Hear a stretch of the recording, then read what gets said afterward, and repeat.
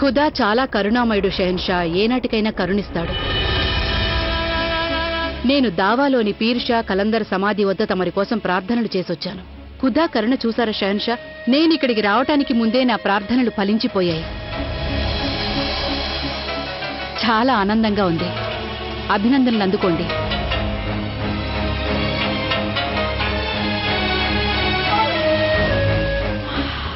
ఏమై ఉంటుంది? ఈ శుభవార్త జలాల్కి ఆనందం కలిగించడం లేదే. మీరందరూ కనుక అనుమతించినట్లయితే నేను జోదా బేగంకి షెహన్షాకి దిష్టి తీయించదలిచాను. అనుమతినిస్తున్నాం. శుక్రియా. షెహన్షాకి అలాగే జోదా బేగంకి నీళ్లతో చుట్టండి. దాంతో అన్ని చెడు ప్రభావాలు తొలగిపోతాయి. హుజూర్ షెహన్షా, తమరు జోదా బేగం పక్కన నిలబడాలి. అప్పుడే ఇద్దరికీ దిష్టి తీయడానికి వీలవుతుంది.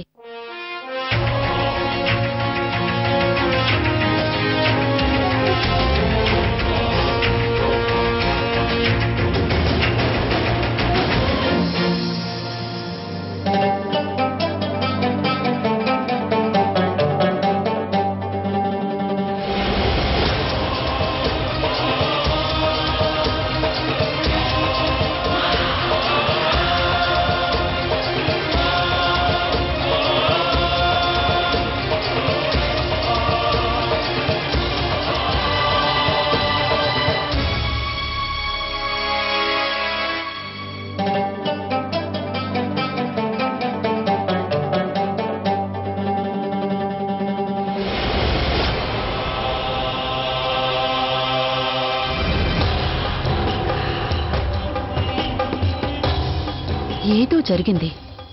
జలాల్ బయటికలా ఉన్నాడు కానీ లోపలేదో మదన పడుతున్నాడు. తను దాచిపెడుతున్న విషయం తప్పకుండా నాకు ఉపయోగపడవచ్చు. నేనిక్కడికి ఎందుకొచ్చానంటే షెహన్షా ఆదేశానికి అవమానం జరగకూడదని. నిజానికి మనిద్దరి మధ్య స్నేహం ఎప్పుడు అంతమైపోయింది.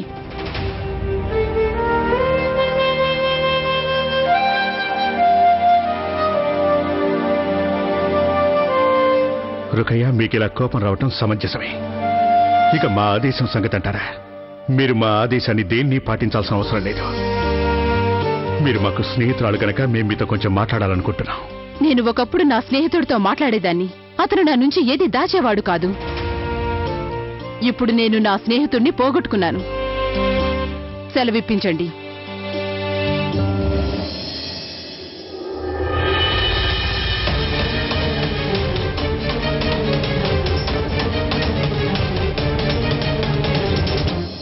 రుకయ్య బేగం, తమరు ఇక్కడే ఉండవలసిందిగా వేడుకుంటున్నాను. తమరి సమక్షంలోనే షహీన్షా గారితో ఒక విషయం మాట్లాడాలి. అందుకే నేను ఇక్కడికి వచ్చాను.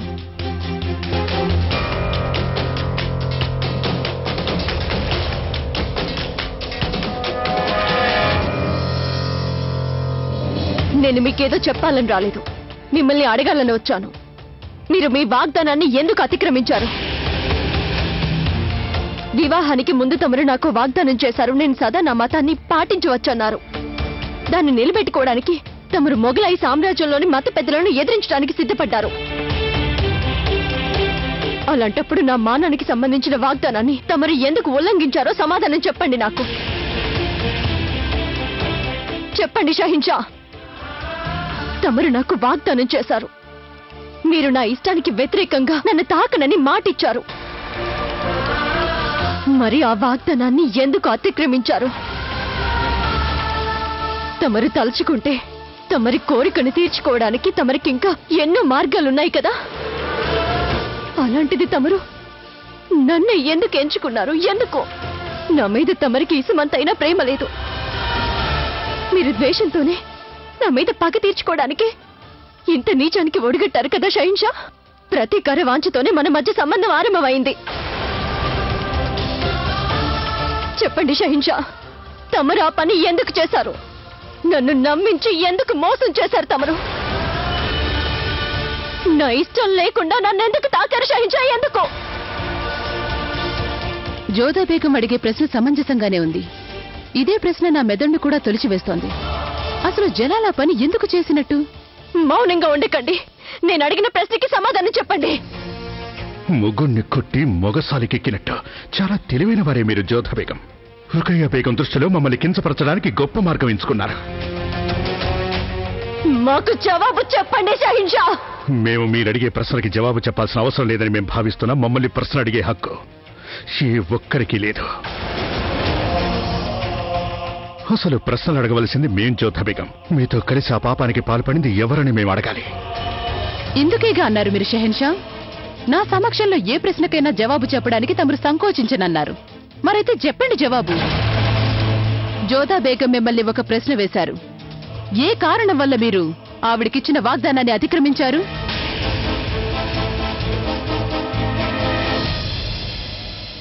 మీకసలు గుర్తుందో లేదో, ఆ రాత్రి మీరు అనారోగ్యంతో ఉన్నారు జోధా బేగం. అప్పుడు మీరు అసలు స్పృహలో లేరు. అప్పుడు ఏం జరిగిందో మీకు గుర్తు కూడా ఉండి ఉండదు. మేం మీకు మాటిచ్చాం, తమరు ఇష్టం లేనిదే తాకమని మాటిచ్చాం. అయితే ఒకవేళ జరిగిన దానికి తమరు ఇష్టపడి ఉండొచ్చుగా జోధా? అది నిజం కాదు. ప్రస్తుతం ఒక్కటే ఒకటి నిజం, తమరు తల్లి కాబోతున్నారు.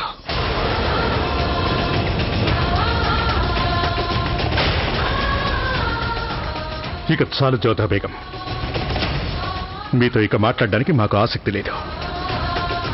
వెళ్ళొచ్చు మీరు.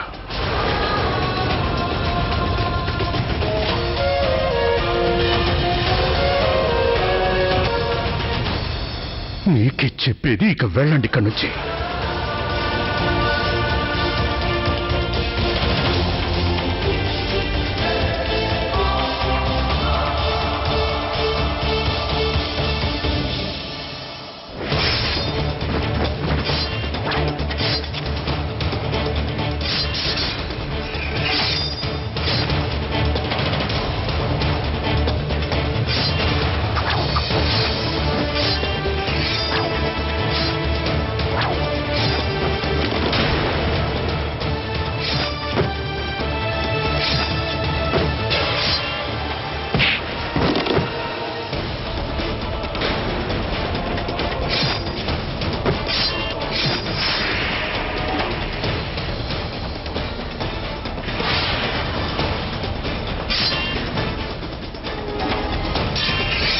ఖాన్ గారు, తమరు జలాలను ఆపలేరు.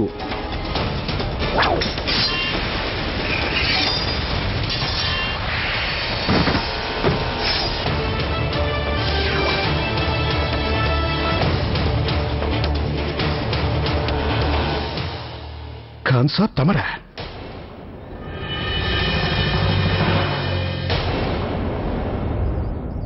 కేవలం నన్నొక్కడే కాదు హుజూర్, కర్వాల యుద్ధం అభ్యసిస్తూనే ఇక్కడున్న సైనికులందరినీ గాయపరిచారు తమరు. చూడండి.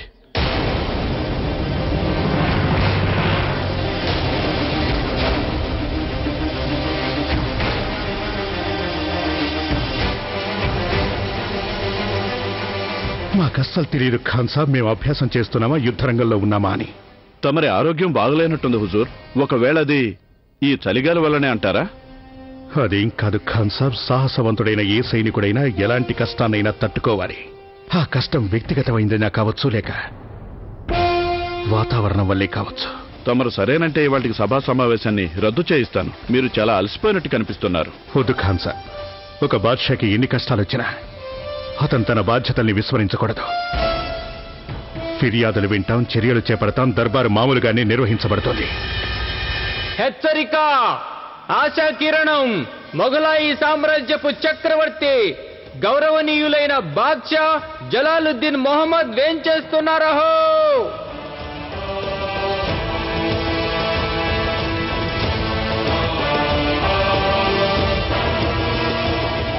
ఫిర్యాదులతో వచ్చిన వారిని ప్రవేశపెట్టండి. షహీన్షా గారికి జయము జయము.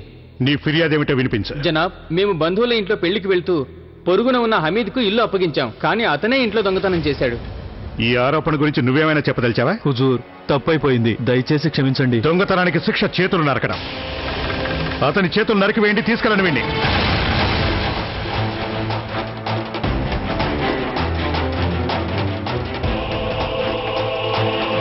వద్దు హుజూర్, వద్దు వద్దు హుజూర్, వద్దు హుజూర్. దీన్ని బట్టి చూస్తే ఇవాళ షహన్షా గారు చాలా కోపంగా ఉన్నట్టున్నారు. మామూలు దొంగతనానికి 20 కొరడా దెబ్బలే సరిపోతాయి కదా. వారు షెహన్షా, వారు ఎలాంటి తీర్పు చెప్పినా శిరసా వహించాలి. షెహన్షా గారు, తర్వాతి ఫిర్యాదుదారుడు ఒక భర్త. అతను తన భార్యపై ఫిర్యాదు తెచ్చాడు. ప్రవేశపెట్టండి. నీ ఫిర్యాదేమిటి? షెహన్షా గారు, మా ఆవిడ నాకు ద్రోహం చేసింది. తను నన్ను మోసం చేసింది.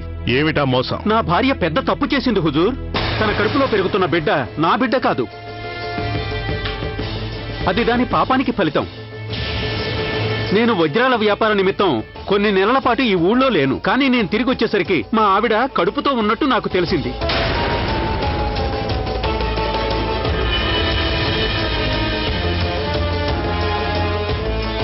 హుజూర్, మేము అసలు ఈవిడ్ని తాకనైనా తాకలేదు. ఆ బిడ్డ మాదెలా అవుతుంది?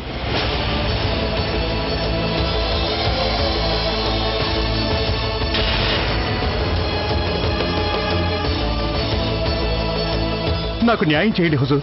ఒక భార్య తన భర్తని మోసం చేసి అతనికి ద్రోహం చేస్తే ఆ భార్యకి ఇంకా భర్తతో కలిసి ఉండే హక్కుందా?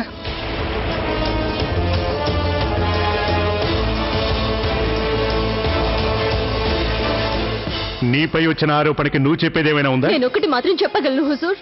నా కడుపులో పెరుగుతున్న బిడ్డ పాపానికి ఫలితం కాదు, అది అనురాగానికి చిహ్నం. నేను వేరొకరిని ప్రేమిస్తున్నాను కానీ నా భర్త నాకు విడాకులు ఇవ్వనంటున్నారు. నేను ఒప్పుకుంటున్నాను ఈ బిడ్డ నా భర్త బిడ్డ కాదు అని. కానీ నేను తమని వేడుకునేది ఏంటంటే నాకు మా భర్త చేత విడాకులు ఇప్పించండి. అయినా ఇందులో నా తప్పే ఉంది హుజూర్. నేను ఎంతో నిజాయితీగా తనని పెళ్లి చేసుకున్నాను. నా మనసులో పెట్టుకుని తనని ఎంతగానో ఆరాధించాను. తనకి సకల సుఖాలు ఇవ్వడానికి ప్రయత్నం చేశాను. తనకి స్వేచ్ఛనిచ్చాను. కానీ తను నా మంచితనాన్ని దుర్వినియోగం చేసుకుంది. నాకు నమ్మక ద్రోహం చేసింది హుజూర్. అసలు నమ్మకమే లేకపోతే ఇక నమ్మక ద్రోహం ఎలా సహించా? మా వివాహం మా ఇష్టానికి వ్యతిరేకంగా జరిగింది. మా ఇంట్లో వాళ్ళ ఒత్తిడి కారణంగా జరిగింది. నాకు ఇతని మీద ఎలాంటి ప్రేమ లేదు. నువ్వు తాకితే నేను ఎన్నడైనా ఆనందించానా? నువ్వు నన్ను చూసినా నన్ను తాకినా నా మీద ప్రేమ వలకబోసినా అవేవి నాకు నచ్చేవి కావు. నాకు ఇదివరకు నీ మీద ప్రేమ లేదు, ఇప్పుడు లేదు. నేను ఎవరిని ప్రేమించాను అతని చిహ్నమే నా కడుపులో పెరుగుతోంది. అరే సిగ్గులేదా నీకు? లోకమంతా నిన్ను చూసి నవ్వుకుంటోంది. నన్ను చూసి నవ్వుకోలేదు, నిన్ను చూసి నవ్వుకుంటోంది. నీ చేతగానితనం, నీ ఆడింగితనం చూసి నవ్వుకుంటోంది. ఇక నేను ప్రేమించిన వారి కోసం ఎలాంటి శిక్ష అనుభవించడానికైనా సిద్ధమే. నువ్వు నా బాధ్యతల్ని, నా ప్రేమని బజార్కెక్కించావు. హుజూర్, తను నా బాధ్యతని, నా ప్రేమని చురకన చేసి బజార్కెక్కించింది. ఒక భార్య తన భర్త మగతనాన్ని ప్రశ్నించినప్పుడు ఆ భర్తకు అంతకంటే శిక్ష ఏముంటుంది? ఇక నాకు న్యాయం చేయండి హుజూర్. నేను కోరుకునే తీర్పు ఏంటంటే బాద్షా, ఎవరినైనా ప్రేమించినప్పుడు వారితో కలిసి ఉండకూడదనే తీర్పు. నోరు మూసుకో, సిగ్గులేని దానా. అసలు నీకు ఖుదా అంటే భయం లేదా? నువ్వు పెళ్లి చేసుకున్న దానివై ఉండి ఒక పరాయి పురుషుడితో అక్రమ సంబంధం పెట్టుకుంటావా? అంటే నువ్వు నీతి నిజాయితీలని మాన మర్యాదల్ని వదిలేశావు. తన బాధ్యత నిర్వహించడం మన మతానుసారం ఒక పెళ్లైన స్త్రీకి ఎంతో ముఖ్యం. ఇది మామూలు నేరం కాదు, నీచమైన నేరం. నువ్వు నీతిని అతిక్రమించడమే కాదు, మత సంబంధమైన అన్ని చట్టాల్ని కూడా అతిక్రమించావు. ఖాజీ సాబ్, వీళ్ళిద్దరికీ వెంటనే విడాకులకు ఏర్పాటు చేయండి. అలాగే ఆ ప్రాంతపు అధికారులకి ఈ స్త్రీ మీద కన్నేసి ఉంచమని చెప్పండి. ఎందుకంటే అప్పుడే మేము తనకు శిక్ష విధిస్తాం. ఆ శిక్ష ప్రభావం బిడ్డ మీద పడకూడదు. అందువల్ల ఆ బిడ్డ పుట్టిన తర్వాత శివుడికి అందరి ముందు నడివీధిలో రాళ్లతో కొట్టి చంపే శిక్ష విధిస్తాం. అలాగే తనతో పాటు తన ప్రియుడికి కూడా ఇదే శిక్ష. అది అసలు అన్యాయం కాదు షహించు. నన్నేమైనా చేయండి కానీ అతన్ని విడిచిపెట్టండి. ఇది న్యాయం కాదు బాద్షా, ఇది చాలా పొరపాటు. కానీ వాడు చేసింది కూడా నేరమే. నువ్వు చేసిన నేరంలో సమానమైన పాలు పంచుకున్నాడు వాడు. తెలిసి ఉండి కూడా వివాహితురాలైన ఒక స్త్రీతో అక్రమ సంబంధం పెట్టుకున్నాడు వాడు. ఖాన్ సాబ్, మేము అదుపు కోల్పోయే లోపల నీచురాలైన ఆ స్త్రీని మా కళ్ళ ముందు నుంచి తొలగించండి. ఇది న్యాయం కాదు బాద్షా, ఇది అన్యాయం. దయచేసి నా విన్నపం వినండి.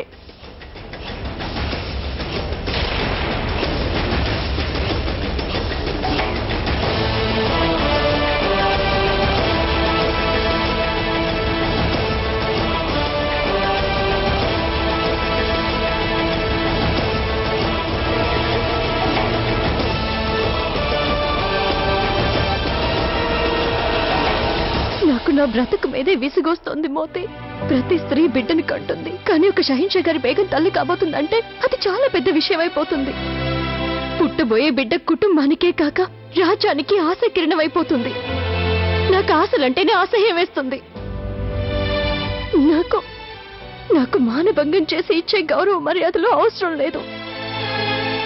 నిన్న మనసుకి నచ్చ చెప్పుకోలేకపోతున్నాను షహీన్షా నా ఇష్టానికి వ్యతిరేకంగా. జోదా, మరీ అంత ఆలోచించి మనసు పాడు చేసుకోకు.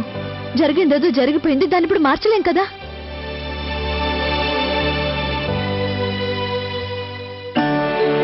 ప్రణామాలు అత్తయ్య గారు. చిరంజీవిగా వర్ధిల్లు. బయానా ఇంకా బదాయిన్ నుంచి పెద్ద మౌలా సాహబ్ నిన్ను నీ కడుపులో బిడ్డను దీవించడానికి వేం చేశారు. నాతో రామ్మా. జలాల్, పుట్టనున్న బిడ్డని దీవించటానికి కొందరు పేరుగల మౌల్వీలు వచ్చున్నారు. వారి దీవెనలే మొగలాయి సామ్రాజ్యానికి రాబోయే వారసుడికి ఎంతో ముఖ్యం కాగలవు. అందుకని మీరు వచ్చి వారిని చూడాలని నా కోరిక. కానీ పుట్టబోయేవాడు అటు మొఘలాయి కాదు, ఇటు మా వారసుడు కాదు పెద్దమ్మ. కానీ ఈ సంగతి మేము ఎవరితోనూ చెప్పుకోలేము. మమ్మల్ని ఎలా మోసగించారో ఏ ఒక్కరికి చెప్పుకోలేము. ఏమై ఉంటుంది? మౌలానా సాబ్ మొగలాయి సామ్రాజ్యపు వారసుని దీవించటానికొచ్చారు. కానీ ఈ సంగతి విని కూడా జలాల్ మొహంలో ఆనందం కనిపించలేదు. చాలా పరధ్యానంగా ఉన్నాడే. జలాల్, నేను చెప్పింది మీరు వినిపించుకున్నారా? విన్నాం పెద్దమ్మా, మేం విన్నాం. చాలా సంతోషంగా ఉంది. పదండి.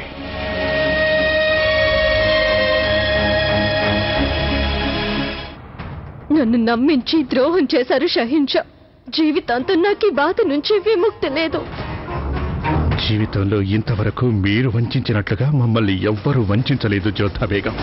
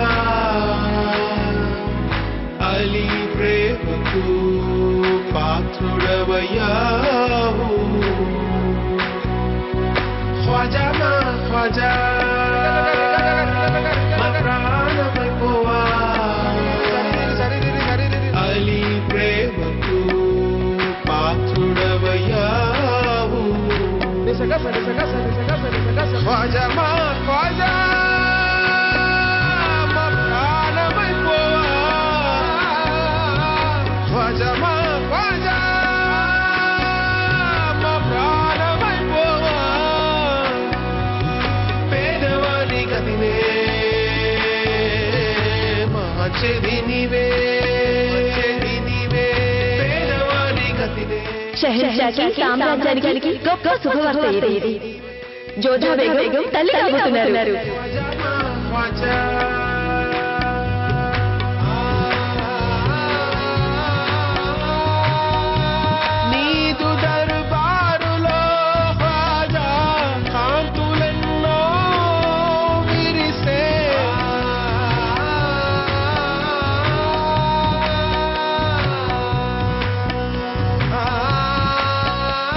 ఆ రాత్రి మీరు అనారోగ్యంతో ఉన్నారు జోధా బేగం.